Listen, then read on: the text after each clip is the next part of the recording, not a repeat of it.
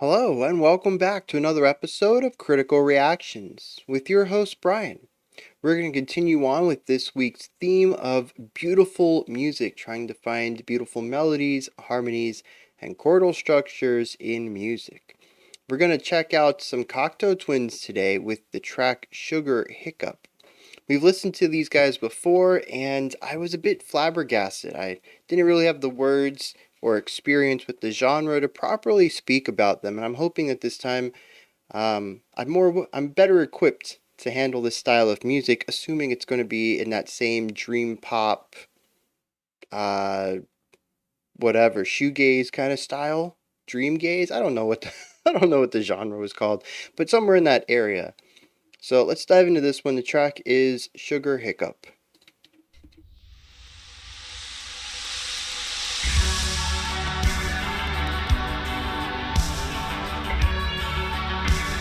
Alright, we got a 6/8. Really dreamlike, super atmospheric.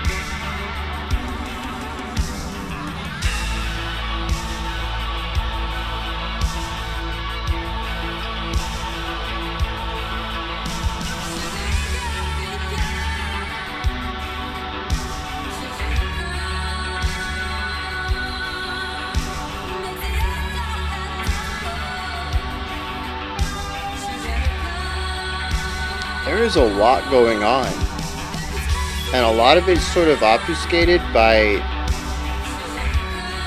effects. There's this really interesting sound that only pops up every once in a while.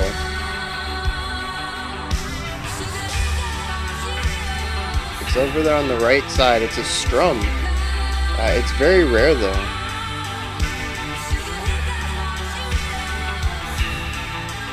Although now it's every 6 beats, so a lot of reverb going on in this track.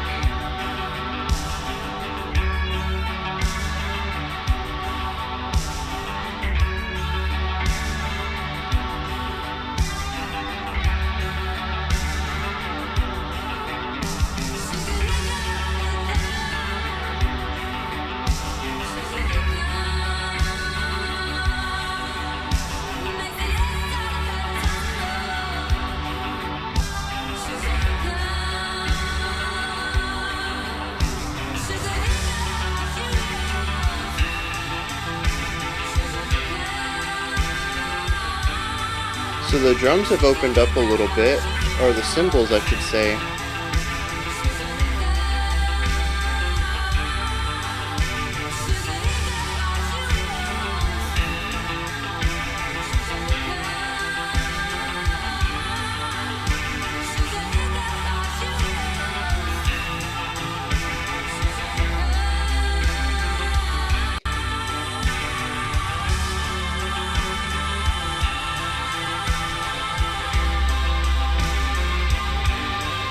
There is a distorted guitar here, center pans. And it's interesting, I think it's the first instrument that has that heavy distortion on it.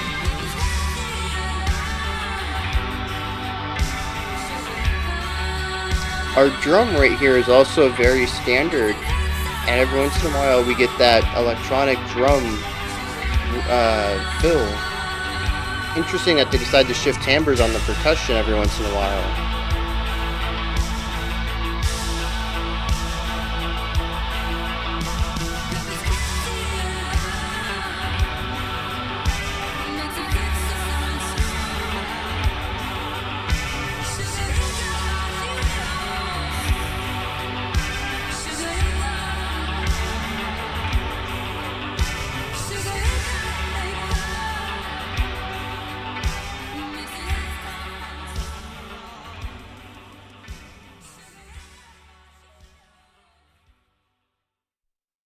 Hmm.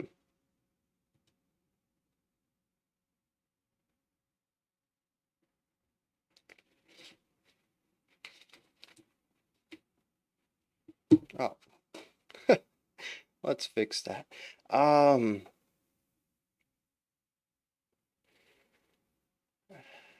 Well, interestingly, once again this week, I think this is the fifth song we've listened to this week, and I think we've only had one deviation.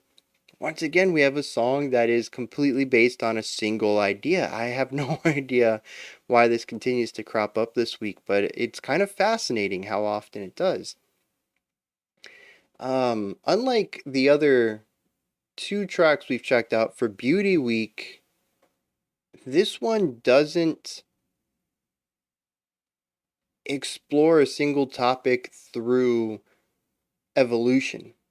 This is just one style, one idea, one musical concept. There are some very minor variations to it, but overall, it's just one concept. If you aren't enjoying yourself 15 seconds in, you're not going to be enjoying yourself when the song is finished. There is no change to atmosphere, to style, to texture, to genre, to emotion, to feel, to anything. The song is entirely static. And maybe that's just my ears. I'm really interested in checking out the comments when this video gets posted, so I can hear if people with more experience with the track or more experience with this type of gazy kind of music as a whole hear more diversity to it than I do. Musically, it's static. But I'm sure there's a possibility that there's more nuance to the song than I heard, because a lot of that nuance is in effects or production things or anything outside of the music that's written on the paper. But at least to my ears, first time listening, uh, very much a novice to this style of music, it feels entirely static to me, and it's very possible that that's intentional as well. Once we dive into the lyrics, we'll see, well, actually the rest of the music too, we'll see if there's any topics of stagnation in them, or cyclical elements, anything that implies uh, unity or cyclicalness or cycles or rigidity, anything that would necessitate that the music thematically doesn't evolve in any way. So with all that said, let's dive into what they are doing. Like I said, the song is one idea. We have a lot of guitars, a bass, two drums, maybe a synthesizer, and our vocalist. It's super dense as far as the layering goes.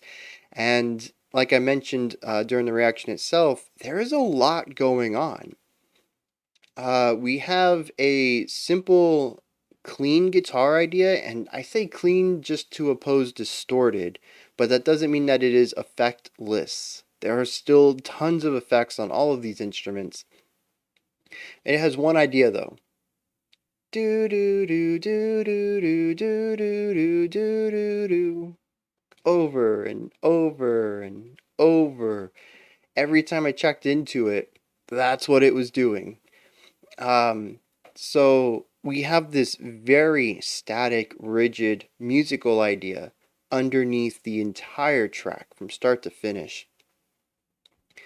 And we have another guitar that I didn't hear until the very end. The final time the vocals cut out, there was this distorted guitar. And of course, it still had more stuff like reverb and flanger and all sorts of wavy stuff going on with it. It's not like it was just a distorted guitar,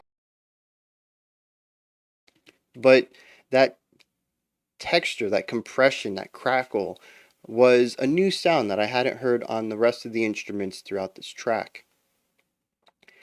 Um, and it just kind of did more of what everyone else is doing, which is these really simple rhythmic ideas. We also have a guitar over on the right that is playing around with this idea of six note phrase. So if we have the do do do on our one guitar, this other one was doing pockets of three, the same, but like they would go up and then you would start higher and come down, and start lower and come up and higher and come down. Kind of have this idea going on.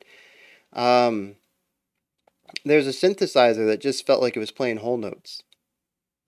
It's kind of holding them down and being more of a foundational element or an atmospheric section, whatever you want to regard it as. Because honestly, aside from the vocals, everything feels secondary. Nothing is there to build melody or harmony. It's all there to build, foundation or atmosphere. The parts of the song that are the foundation of our lead elements. So, like I said, everything is this secondary quality. It's this foundational concept. It's there to add the character to the music that's being played. Our vocals are really the only melody line that's there to provide a core musical component, the melody. Um, we do have those chords that sit in the foundation, so we do get a bit of our chord progression. But again, I kind of see that as a foundational work. It provides the support for our lead concepts. And I think it's a really interesting way to build the track in that typically this could make it feel either incredibly flat, given that there's so much foundational element and so little main spotlight kind of work, um, or it could make it feel empty for the same reasons. And it doesn't here. It still feels like a very full song. And I'm going to lean on the concept that a lot of that probably comes from the pedal work and the effects and everything. Um, and I just don't have the ear to explain why that might fill in the role of having more melodic or harmonic components to the track. Why these secondary components can kind of bleed in and fill the space that we typically give to these lead elements.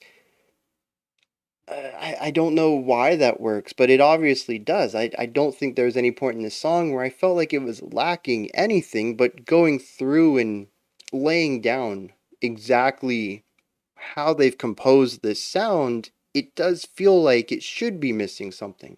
And I think that's a fascinating concept. And maybe it's me even taking a step further because I kind of remember the last time we checked out this group that I did have a problem with the overall sound. And I couldn't quite put it into words why, but it felt like the song was lacking something.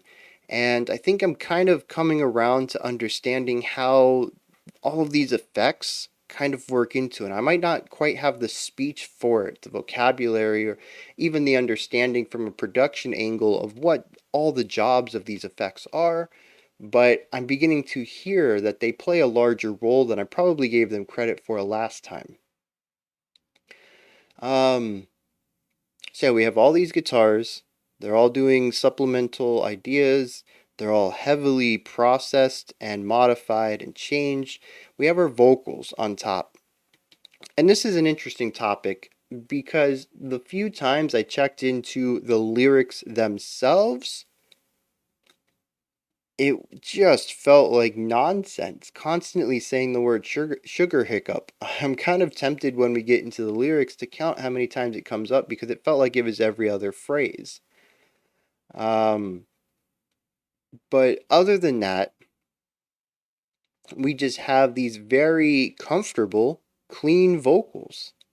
A little bit of compression, a little bit of EQing, but nothing that really implies it's getting the same treatment as the synths and the guitars and the not the bass. We gotta circle back to the bass in a second.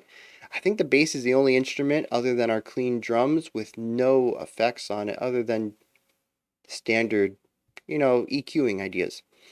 But our vocals are very clean. It really is only the guitars and the synth that are creating this warbly, otherworldly, sleep realm kind of vibe going on. And there's just so many of those instruments that it makes this wall of effects. Anyways, back to the vocals though. Like I said, just a very comfortable range. I don't feel like there's any stress at all in the vocalist.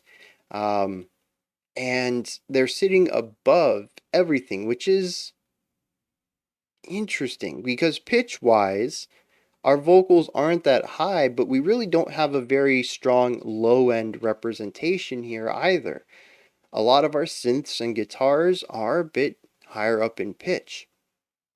So it's interesting that our vocals are even above that, but not too high that it would be a strain on the vocalist or require them to put in a lot of effort. Everything feels very natural and calm for our vocalist, almost like they are in a speech range. They're just kind of singing. They have a melodic flow and a rhythmic flow to their words, but the pitch and the area that they're in, um, as far as their vocal cords and their breathing are concerned, it's just very natural to be in. And it makes the song feel very soothing, at least when it comes to the melody line. And this is the only melody we have. There is no other instrument that takes this spotlight. The few times that the vocals dip out, nothing fills that void. It hogs the spotlight entirely. And that's kind of a negative word, hogs the spotlight, but yeah, there is no other instrument that really moves into that realm. We have one lead instrument, and that's it. Um, so yeah, I want to talk about the rhythm section here real quick then, before we move on into emotion and then the lyrics. So we have our drum and our bass. And I had mentioned that these two instruments don't really have too much effect put on them. The bass, I'm not 100% sure on. I only really heard it a couple of times. I wish it could cut through that wall of guitar effects, the wall of effects, I guess we could call it. Um, but it just doesn't. When I do hear it, it isn't really so much about hearing specific tones being played out of the bass as much as just hearing this lower aspect. Like, oh, that must be the bass. That's probably coming from our bass guitar. But I don't really hear notes. It's really muddied up compared, or not compared to, it's muddied up because of all of the synth and guitar things sitting above it. It just has such a tough time punching through that wall of noise because it just doesn't feel very focused. Um, it really needs to be a bit more pointed, maybe something more like a jazz guitar tone out of it, or even something punchier like uh, I mean, this is going to be an extreme example, but Archspire's bass tone.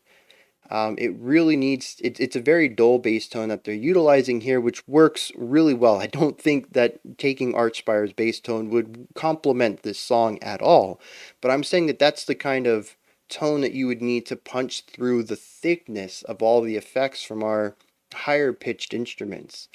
So it's not a negative or a positive. I would like to hear the bass more, especially since I did hear some movement out of it. But in order for that to happen, you would need to drastically change the quality and texture of the instrument, which is going to color the entire song. Maybe in a way that's just not, it doesn't work for it. So yeah, like I said, for better or worse, right? It's not really a good or a bad thing. It's just a personal preference. I would like to know what the bass is doing because I can kind of hear what it's doing, but not. It's just not a very precise sound. Um, then we get to the drums though, and we have a really strong cymbal presence. The snare is kind of quiet. I really had to tune in to listen to it. The bass kick is almost non-existent. Um, And the interesting thing is that the cymbals change throughout the song. I don't know what they started on, but somewhere in the middle we shifted to a ride, and then I think we moved to something else, a splash or a crash maybe.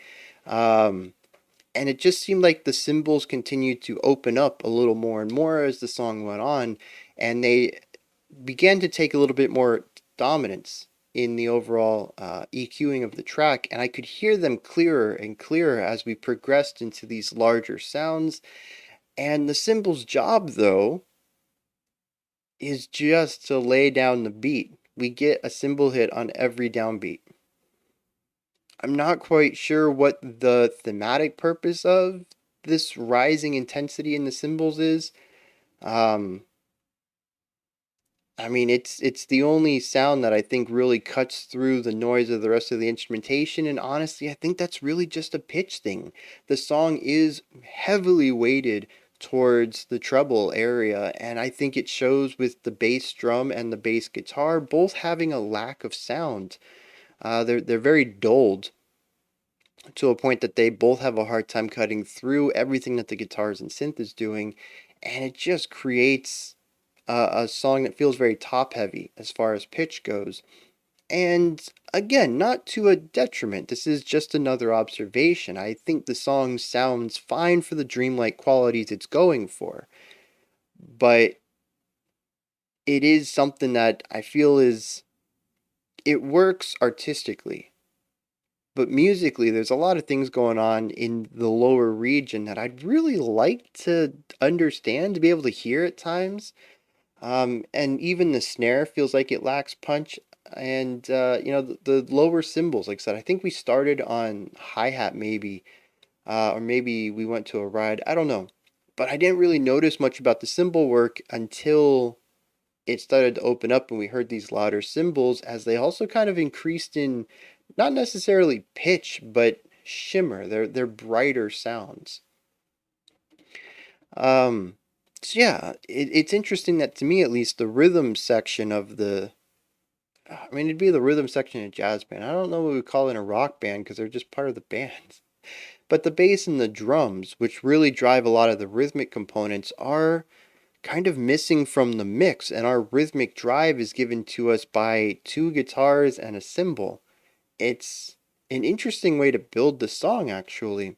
It goes against convention in a way that, like I said, kind of fits the atmosphere they're going for, even if it doesn't fit more traditional concepts of role assignment. And I think that's what this track really leaves me with ultimately in the end is it's an interesting way to go about doing these same things. But it also at times makes me feel like there's wasted potential. What is the point of the bass if it's so difficult to hear? Why even include it? Does it really feel that much more empty without it? Because even if it is quieter and difficult to hear, that doesn't mean that it doesn't color the song in some way or another, and maybe the exclusion of it would make it feel empty. But yeah, it's such a weird thing to me though, to include an instrument that no one can really hear. And this is something that I've been doing this for like 2.5 years now, right? This is something that, as I've picked up concepts along the way, and you guys have helped me understand production ideas or performance ideas. I've picked up all sorts of stuff. I've become acclimated to all sorts of genres over this time. Something I still cannot wrap my brain around is to include something that can't be heard. I don't get it at all. And I think this is one of those situations that it's just uh, another stack on the pile. Why is the bass there if it only pops up a couple of times audibly? Like I said, it's possible it does color the song in some way, and maybe it's there specifically because without it, it sounds weird. But as far as I go, from both a performer and a composer perspective, if I'm writing a piece in or if I'm performing a piece, I want that piece to, or yeah, I want my performance to be heard, right? I don't want to be seen and not heard. It sounds strange. I could just not be there and the effect would probably be similar. Why am I wasting my time practicing and performing, or why am I wasting my time putting the part in if ultimately it's not going to be heard anyways? I can't wrap my brain around it, and I've had quite a few conversations about stuff like this. I think a lot of it stems from older rock and early metal where the bass guitar just wasn't really present in the mix. A lot of it was just very guitar heavy. And like, why would you even do that as a bass player or as the composer who's making the music? Why would you want that instrument present if no one can hear it? I don't know. Like I said, I think this is just another stack on the pile. Just another example of this idea of drowning out the bass end. Um, but again, I do want to clarify, solidify this, that I treat this as an observation because, again, I think that the dreamlike quality could be undercut a little bit if you have it, or if you remove some of that top end weight.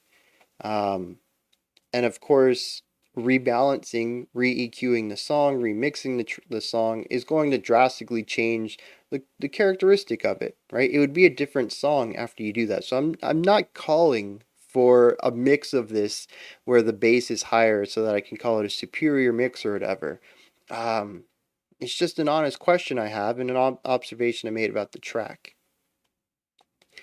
Um, so we kind of went into the production. The atmosphere, just dreamlike, right? I don't think I have anything more to say than that. It feels actually very much like a dream in that none of it really makes sense. Everything works well, but you know those dreams when you should be able to think, oh, something's off. Why are the light poles dancing? Or, why am I floating upside down? But you just kind of accept it, right? I don't know what it is about the dream state, but even things so far divorced from reality is just accepted while you're dreaming. It isn't until you wake up and you're like, dang, that was weird. And like for some reason your critical thought comes in and you start to think about your dream like that shouldn't have happened. That should have been my first clue I was dreaming, but it never is, right? That's what this feels like. The music is very ethereal, it's very airy, it's very just kind of floaty. There's not a lot of weight to it. I think some of that comes from the lack of the lower end, but also from a lot of the reverb and flanger and whatever other effects they're putting on these instruments to give it all sort of this waviness, right? And so we have this very dreamlike atmosphere. And then when we look at the music, everything is rather simple. Everything is all about hitting the downbeats. And then we have these lyrics that I think don't really make much sense. And musically, I can't really see the purpose of some of these ideas. Like we have the one guitar that hits the three notes coming down. Well, we have another guitar that every other group is a group of three coming down. And they should create a really nice dyad going in the same direction because the other half of that phrase is a dyad where they're closing in on each other. And I don't really hear dyads at all. I don't know if it's because they're working within octaves. Maybe they're texture layering rather than note layering. Like I said, I had a real tough time hearing the pitches underneath all of the effects, anyways. But it feels like the song should be doing something else, but isn't. That was my experience through a lot of this. But also, I just kind of rolled with it. And I think that's really fascinating, much like what I was talking about earlier about the song just really being palatable for some reason, even though it should kind of feel off. It does that musically, it does it sonically, it does it with the colors and textures they're working with. The lyrics kind of sound like nonsense, but it never really was up to a point where I was like, this is kind of dumb. It was just like, well, not bad. And there's a very big difference there between having a song that feels odd and calls attention to it, and you're thinking the whole time, this song is strange, or a song like this that is very odd in a lot of ways, but when you're listening to it and just absorbing it, it just is and sounds very natural.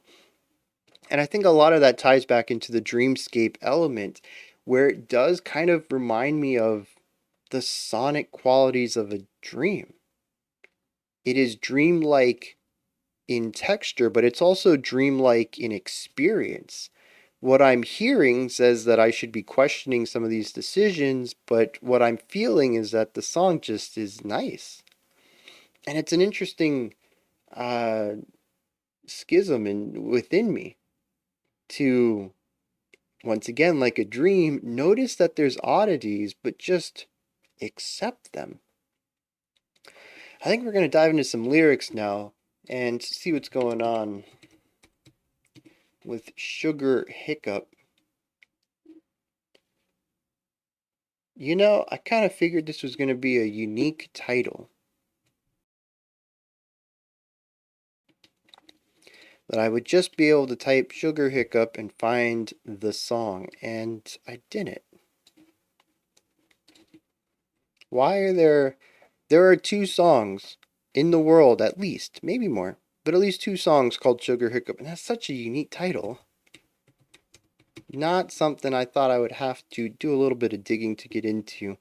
If I can't find this rather immediately, I'm going to have to pause the video, and I'd really not. Yeah, alright, so give me a second. I'm just gonna flip. As far as you guys are concerned, to me, I'm gonna have to pause it though. So I'll be back in about now. So we have Sugar Hiccup, Hiccup, Sugar Hiccup makes the earth tough and tumble.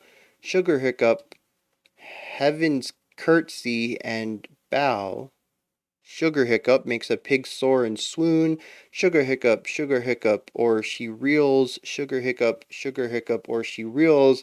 Sugar Hiccup, Hiccup, Sugar Hiccup makes the earth tough and tumble. Sugar Hiccup, or she reels. Sugar Hiccup, Sugar Hiccup, Sugar Hiccup, Sugar Hiccup. And then we get back into a repetition. There's a small break here. We go back to the heavens curtsy, the pig soaring, and then the repetition of this phrase. And I mean, you guys are gonna have to just. It's nonsense. I mean, maybe it isn't. Maybe there's some strong metaphor in here that I'm just missing. If so, let me know, because I have absolutely no thoughts about this. Um, it feels much like the rest of the music does, in which case I think it works really well, at least on this surface level, where, like I mentioned, I didn't really feel like there was anything wrong with the lyrics the few times I checked in on them. They certainly felt repetitious, but they weren't anything that called attention to themselves and told me things are strange or out of place or unordinary. Inordinary, not ordinary. Why can't I think of what the right prefix is for that? Instead, I just kind of rolled with it. I knew that they weren't great lyrics. I knew that they were kind of odd, but much like the rest of the song, I just accepted them for what they were. And it's kind of strange how a track can hijack my brain so much, in that so many individual ideas I don't think work on paper, but the culmination of all of it into this work of art delivered into my ears is something that my brain can just accept. At least part of my brain can. The other brain's like, no, why is this doing that? Why is this doing that? Why don't we have more of this? What's going on with these lyrics? And the other half's like, chill, dude. It's actually just nice. Listen to it. And yeah, it's very unusual, very rare for me to be kind of split on a track as much as I am on this one. So, those are my thoughts on Cocteau Twins' Sugar Hiccup. This is where you guys come in. Hit me up with your thoughts, your comments. Let me know if you enjoyed this or not, anything you'd like to add on to my analysis, anything you'd like to correct, or if you have any answers to a few of my questions. I'm looking forward to all of them. As with every video I've made on this group, the comment section is going to help me probably more than I helped you guys, the listeners. Their music is just so far outside of my typical vocabulary and musical understanding. It's I really have a difficult time speaking about them, but I think I came to some nice conclusions here about the overall purpose and atmosphere of this track, and kind of bringing all that together thematically into this concept of the dream. So, all that said, though, when you're done commenting, if you could head into the description box, which is above the comment section, click the link for Linktree, which will take you to this menu right here. You can pick up some merch, join the Patreon, join me on Discord, follow me on Twitter, bunch of other stuff. Go ahead and check it out. Above that, if you could, like, subscribe, and ring the bell. Greatly appreciate all three of those. All right, that wraps this one up. We also have a special selection that, if you're watching this live, only came out 5 minutes ago, which is kind of a big deal for this channel. Because usually, by the time this themed video is over, if you watched it live, The special selection is typically also over.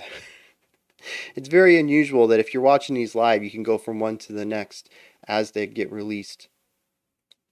Anyways, though, if that doesn't interest you, I'll be back tomorrow, 5 p.m. Eastern Standard Time, 9 p.m. UTC, as usual.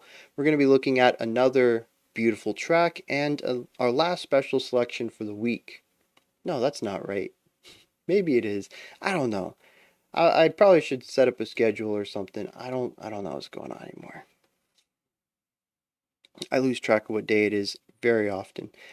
Anyways, I'm rambling now, so let's close this up. Remember, be critical, not cynical of the music you listen to, and have a fantastic morning, afternoon, or evening whenever you choose to watch my videos.